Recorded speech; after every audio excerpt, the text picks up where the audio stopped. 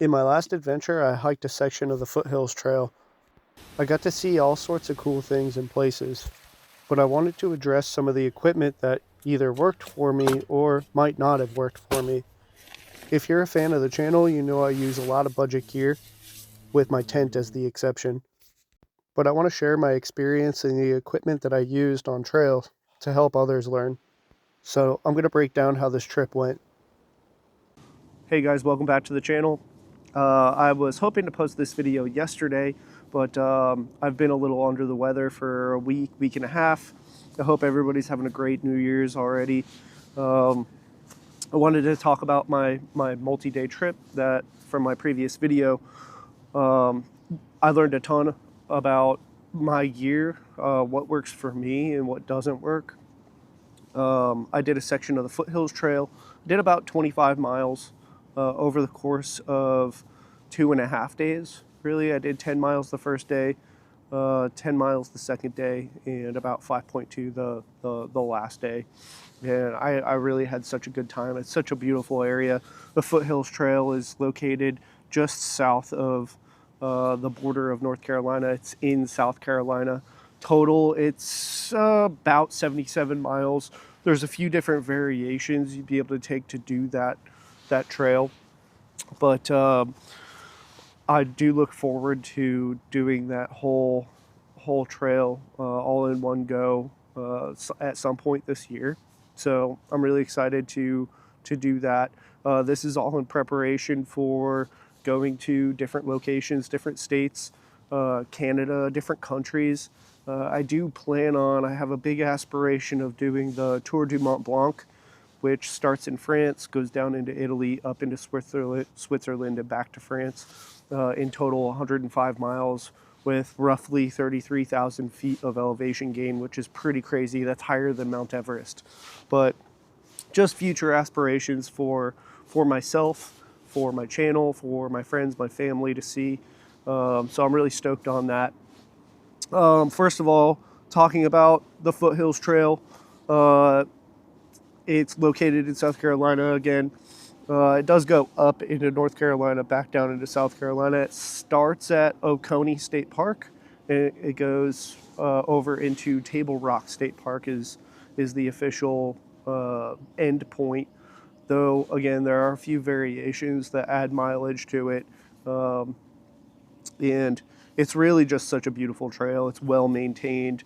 The trailblazes are well marked. There's a lot of support on trail.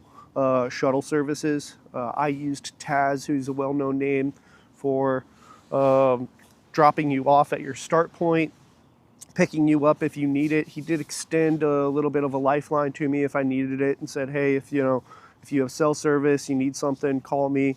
We'll work something out." So I really appreciated that from him. I did have my Zoleo GPS just in case something went bad. There are sections of that trail that you will not have cell service. You won't be able to make phone calls. So make sure your friends and family are aware that they may not be able to reach you. It's kind of a common thing I've seen in the Facebook page of people going in there and saying, "Hey, this person, we haven't had contact with them for a couple of days. If anybody sees them on trail, let us know." The shuttle driver, Taz, had told me he got contacted by a father about his son that he dropped off. And, it's kind of out of his control. It really is important for you guys to be prepared when you're going out on trail. Definitely don't want any unnecessary search and rescues. So I always recommend bringing a GPS device, GPS communicator, just so you can stay in touch with people. My Zoleo worked perfectly out there. I know a lot of people use Garmin InReach, and I've seen a little bit of trash talk about Zoleo, but I mean, it worked. All my messages went out just fine. I received messages just fine. You're supposed to point the face of it at the sky, but I was receiving messages when it was attached to my backpack or my chest pack, and it was basically facing down. So use a GPS locator, communication device, so that you don't run into any issues. And if you need help, you can get it quick too. Now, I think talking about clothes is a little bit boring, but my daytime clothes, nothing too special, nothing big brand. Well, I mean, a few things from some well-known brands. Pants, I was just wearing Magellan hiking pants that I've had for a long time. I was wearing synthetic underwear, synthetic shirt, an Amazon Sun hoodie, some wool socks that I bought from Academy a long time ago, Topo athletic shoes, and then Decathlon fleece jacket, which was in my video, and Decathlon beanie. So nothing too special there. Nighttime clothes, I do highly rep Cuddle Dud base layers. Cuddle Duds, they're in my Amazon affiliate links down there. I'm actually wearing them right now because it's cold out.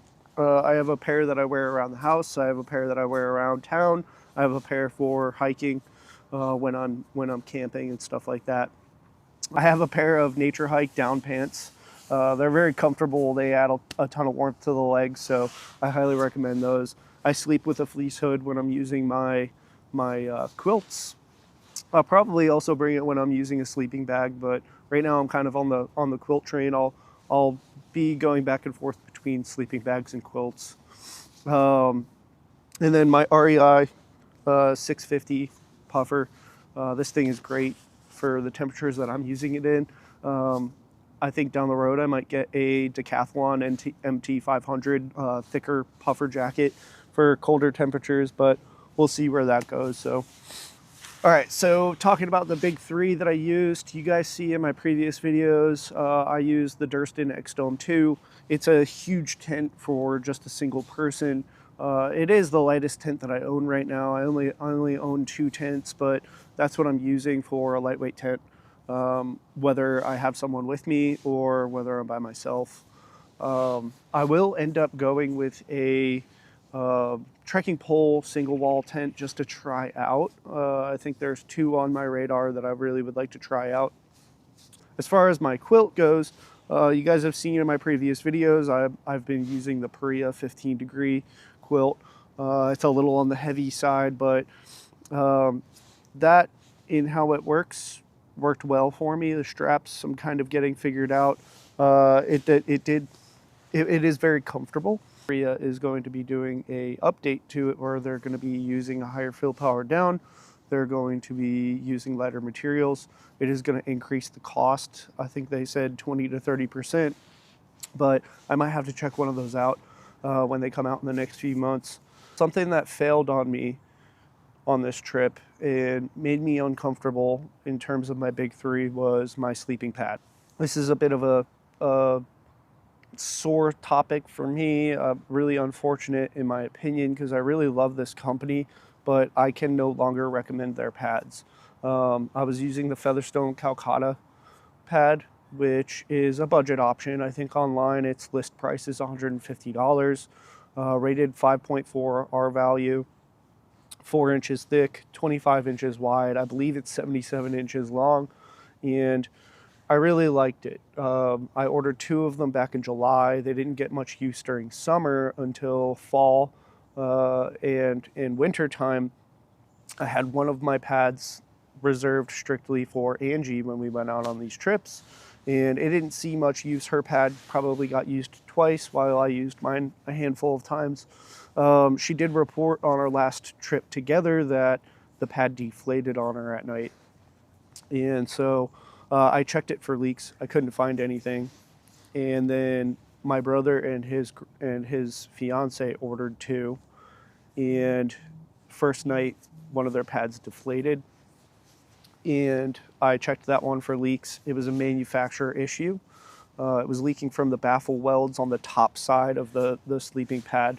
So I contacted the company. They sent a replacement, and all was fine and dandy until I used the pad that Angie primarily uses on my 3-day trip, and I woke up on the freezing ground, 25 degrees, multiple times each night, having to reinflate it. And much to my surprise, when I checked it for leaks after that trip, I found it leaking from the exact same baffle welds on the top side of the pad. I contacted the company. We're currently working through what the fix is. whether it be, replacement pads, which I don't really want at this point. And I still have to check the other two pads that my brother and his girlfriend got. So we will we'll have to see. But I can no longer recommend Featherstone Calcutta pads. I just don't trust them, even if they fix the manufacturing issue. 2 out of the 4 pads that were received were leaking from baffle welds, and that's kind of concerning. Like I said, it was 25, 26 degrees at night, and multiple times I woke up on the ground cold. I had to open my quilt, release all that heat to reinflate the sleeping pad, reclose the quilt, try and build that heat back up. And basically, both days, it resulted in me being awake at 4 a.m., packing up camp because I just couldn't sleep. I am going to be getting a reputable sleeping pad from a well-known company. I'm really in a toss-up between the Nemo Extreme Conditions or the Thermarest NeoAir NXT. Kind of a long name for that one. NeoAir Xtherm NXT. I'm leaning more towards the Xtherm due to the materials it's made out of. It seems like it's going to be a little bit more sturdy, and it's a pretty trusted R value, but we'll have to see. And that's going to be my next video, testing my new pad. I do also have some other budget options on my radar for testing, just to see what's going to work. Water system, as you guys saw, I was using the Nock Vecto. I actually used the Nock Vecto X, which is a little bit thicker material, thicker bag, supposed to be a little bit sturdier. I've dropped that trying to hang it up from a tree about head level, full of water, 2 liters of water in it. I went to hang it up, it got stuck to my fingers, it fell, hit the ground.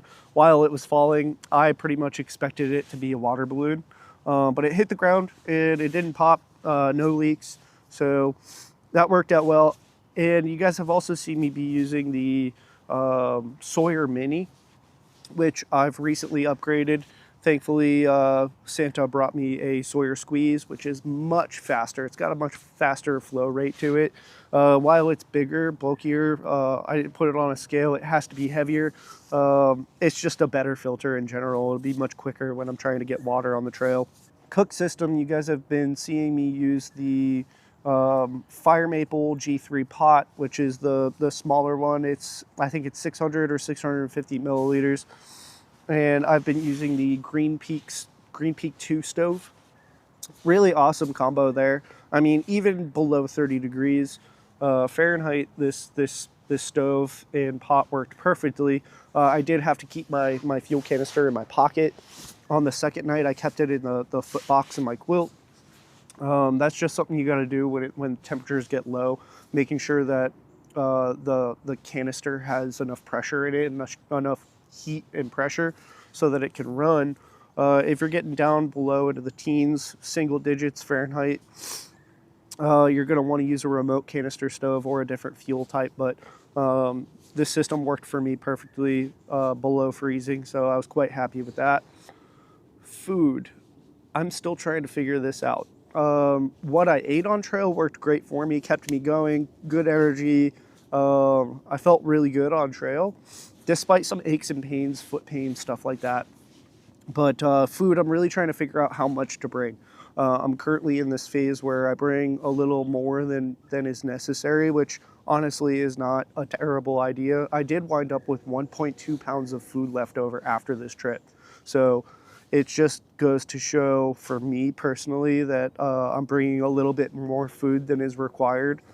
I did plan on staying out there a little bit longer than I did. I did plan on hiking all day on that third day, but I ended up doing more mileage on day 1 and day 2, so day 3 was nice and short, and I just wound up with extra food. 1.2 pounds is quite a lot. My overall weight on that trip, I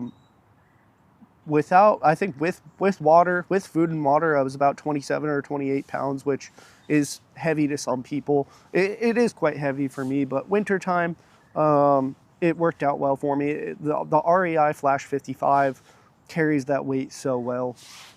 So it really was fine for me, but I really could have saved a little bit of weight on food. So overall, Things that I think I could work on is foot care. I did have some foot pain. I didn't actually have a blister develop, so this really worked out in the best possible sense. Where I didn't have a blister form, it didn't pop, and I did take some preventative measures to make sure that I didn't get a blister. I did have some foot pain though in the form of a hot spot, which would have developed into a blister if I didn't take care of it. I think the blister strips that I used, they're fine. I think they're hydrocolloidal blister strips or blister pads.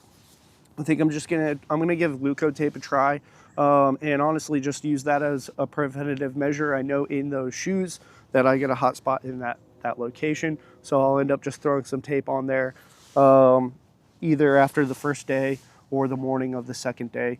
Moving forward, anywhere after that, I really need to pay attention, make sure that I don't develop blisters. A blister will absolutely ruin your trip, so keep that in mind. Again, food. I'll continue to play around with how much food to bring with me.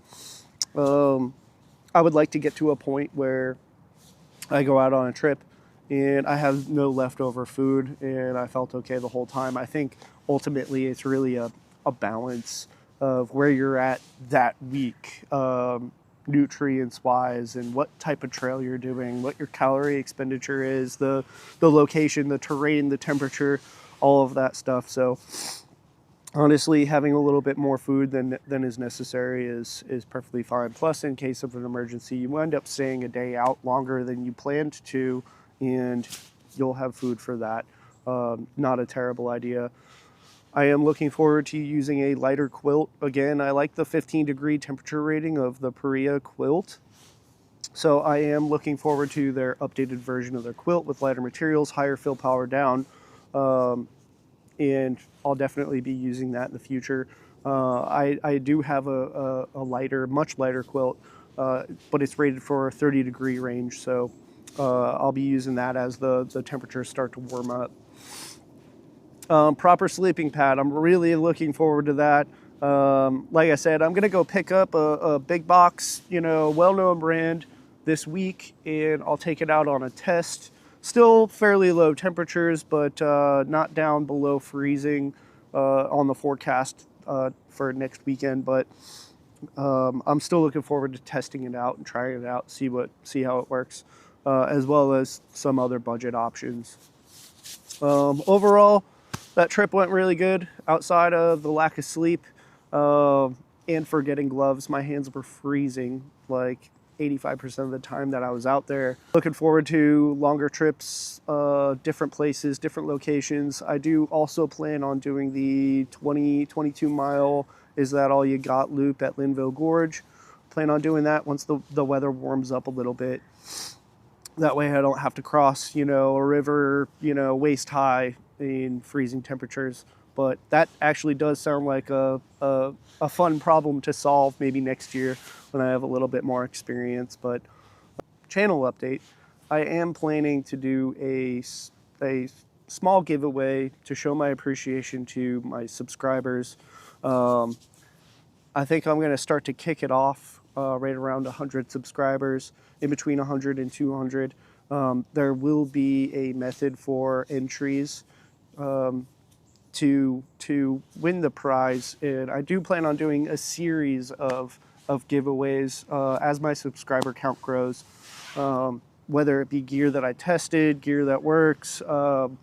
I have a grand 1,000 subscriber giveaway of a budget backpacking backpack. Got the big 3 in it, some other gear to get somebody out on trail, out enjoying nature, somebody that needs a pack and some stuff to get going, just get them out there. So I'm looking forward to all this stuff. I'm having a lot of fun filming. I apologize, I'm a little bit under the weather, and it is cold out here today, but it is a beautiful day. So I'll see you guys in my next video. Check the links in my description for equipment that I use that I recommend.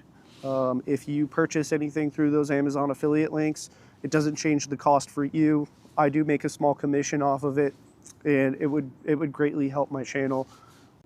Tell your hiking friends to check out my channel and follow along. I appreciate you. Have a good one.